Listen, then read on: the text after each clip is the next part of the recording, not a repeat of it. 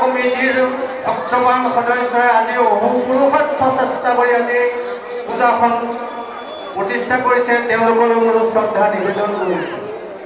আৰু যিসকল দৰ্শকে আজি নাট উপভোগ কৰিম বুলি আজি মঞ্চত তেওঁলোকে পূজা মণ্ডপত আহি আসনত উপবিষ্ট হৈছে, তেওঁলোকলৈও মোৰ সশ্ৰদ্ধ প্ৰতিবাদ জনাইছোঁ।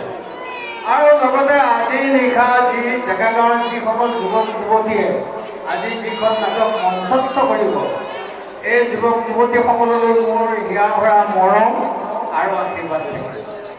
এতিয়া আৰু আচল কথালৈ, এই আজি যিখন নাটক মঞ্চস্থ হ'ব, ইতিমধ্যে ঘোষকে ঘোষণা কৰি দিছে যে আজি নাট যিখন মঞ্চস্থ হয়, এই মঞ্চস্থ হোৱা হ'ব লগা নাটকখন আমাৰ ডেকা গাঁৱৰ স্বনামধন্য মহাপ্ৰাণ শ্ৰী আনন্দ ডেকাদেৱৰ নামত উৎসৰ্গা কৰা হৈছে।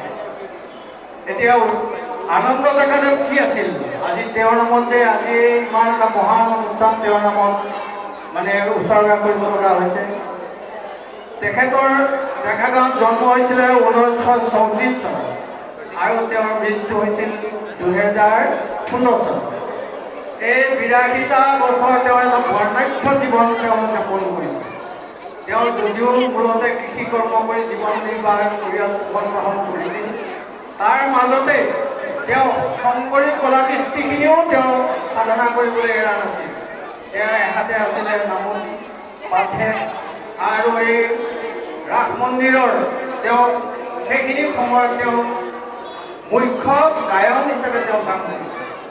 আৰু এটা কাম কৰিছিল, তেওঁ প্ৰায় 15 বছৰমান বয়সৰ পৰা তেওঁ শংকৰী কলা কৃষ্টিত লাগি থাকি 60 বছৰমান বয়সলৈকে তেওঁ কৃষ্ণৰ নৃত্য ভংগীমা তেওঁ শিকিলে আৰু কৃষ্ণৰ ভাও লিখিলে। এয়া আছিল তেখেতৰ জীৱনৰ গৰিমাময়। কৃষি কৰ্মৰ মাজতো শংকৰী কলা কৃষ্টিক তেওঁ জীয়াই ৰাখিছিলে আৰু সেইবোৰ আজিও আমাৰ কাৰণে পাথেয় হৈ থাকে। এয়া আছিল তেওঁৰ 82 বছৰীয়া জীৱনৰ বৰ্ণাঢ্য জীৱনী। আজি এই পূজা কমিটি তথা এই নাট্য দলটিয়ে তেখেতৰ নামত আজি এই নাট্য অভিনয় উৎসৰ্গা কৰাৰ কাৰণে মই সকলোকে ধন্যবাদ জনাই ধন্যবাদ জ্ঞাপন কৰিছোঁ। লগতে সকলোলৈকে এই মা দুৰ্গা যি দুৰ্গতি নাশিনী মহাশক্তি স্বৰূপিণী মা দুৰ্গাই সকলোৱে অপায় মংগল নাইকিয়া কৰক আৰু সুখ সমৃদ্ধি ভৰপূৰ হওক, ইমানকে কৈ এই উৎসৰ্গিত অনুষ্ঠানটো মই সামৰণি দিছোঁ।